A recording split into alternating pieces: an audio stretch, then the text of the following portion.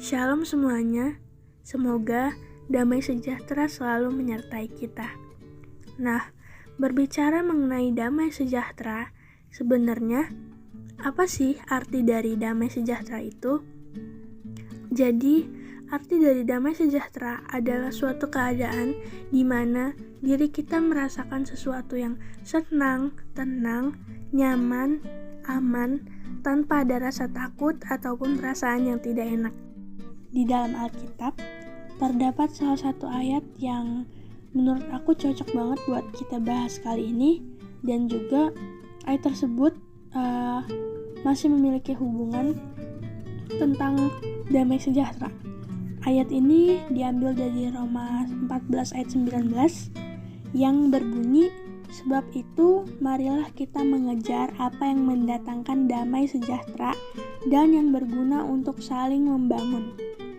Nah, kalau kita baca dalam perikop ini, Tuhan Yesus itu berbicara mengenai batu sandungan, bahwa kita sebagai umat manusia jangan menjadi batu sandungan bagi orang lain. Di sini juga kalau kita baca satu perikop, itu terdapat ayat yang berbunyi, "Jika saudaramu tidak memakan makanan yang kamu makan, maka jangan menghakimi mereka."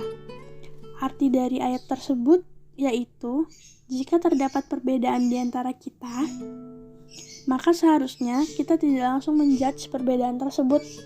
Jadi, alangkah baiknya kita menghargai perbedaan tersebut dan memahaminya, memakluminya gitu. Lalu, seringkali terdapat kasus-kasus di lingkungan sekitar kita, jika ada teman yang berbeda dengan kita menjadikan hal tersebut sebagai bahan olok-olokan. Padahal Tuhan Yesus jelas berkata pada ayat ini untuk tidak menghakimi seseorang. Selanjutnya, kita bakal ngebahas kenapa sih hidup dalam damai sejahtera itu penting. Nah, dari pertanyaan ini dapat kita temukan jawabannya di dalam Galatia 5 ayat 22-23 yang berbunyi, "Sebaliknya, kalau orang-orang dipimpin oleh Roh Allah, hasilnya ialah mereka saling mengasihi, mereka gembira, mereka mempunyai ketenangan hati, mereka sabar dan berbudi, mereka baik terhadap orang lain, mereka setia, mereka rendah hati, dan selalu sanggup menguasai diri. Tidak ada hukum agama yang melarang hal-hal seperti itu."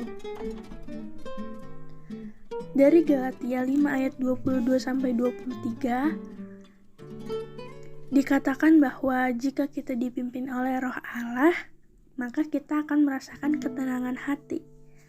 Ketenangan hati yang ada di sini dapat diartikan sebagai kedamaian. Jadi, jika kita hidup damai, kita akan merasakan ketenangan. Dan juga di sini juga dikatakan jika kita hidup damai, kita akan dipimpin langsung oleh Roh Allah.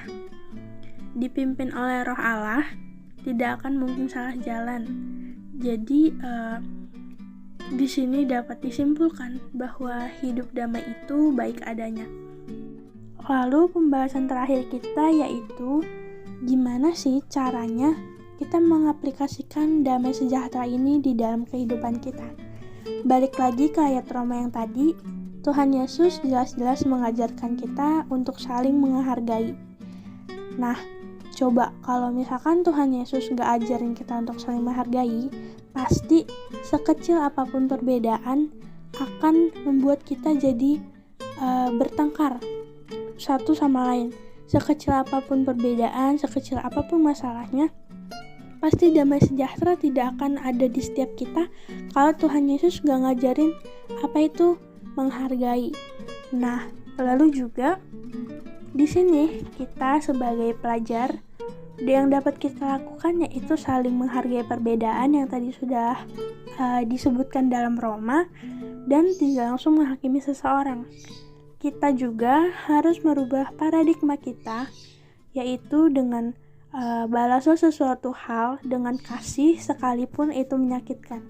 Jadi misalnya seperti contoh, kita dibully di sekolah. Jangan kita biasanya yang orang lakukan itu jika dibully marah-marah dan sebagainya. Tapi kita sebagai anak Tuhan harus mengubah paradigma kita, yaitu mengasihi orang yang berbuat jahat kepada kita. Jadi ketika kita mengasihi orang yang membuli kita, otomatis orang tersebut akan merasakan malu, kayak dia baik ke gue deh, gue jadi malu udah bully dia, udah nyakitin dia dan sebagainya. Lalu di sini juga dapat kita katakan bahwa damai sejahtera akan bisa terrealisasi jika kita memiliki kasih dan pengampunan yang besar terhadap orang lain. Dari ayat Roma juga, simpelnya itu Tuhan mau ngajarin kita bahwa kalau kita mau hidup damai, jangan menghakimi orang lain terlebih dahulu. Kayak jangan nyenggol orang lain kalau nggak mau disenggol balik. Jadi kita bisa hidup damai satu sama lain jika salah satu dari kita tidak ada yang menghakimi mereka duluan gitu. Baiklah, sekian saja yang dapat aku sampaikan. Semoga kita semua dapat hidup damai satu sama lain, dan semoga apa yang aku sampaikan dapat berguna dan bermotivasi bagi teman-teman semua. Terima kasih, Tuhan Yesus memberkati.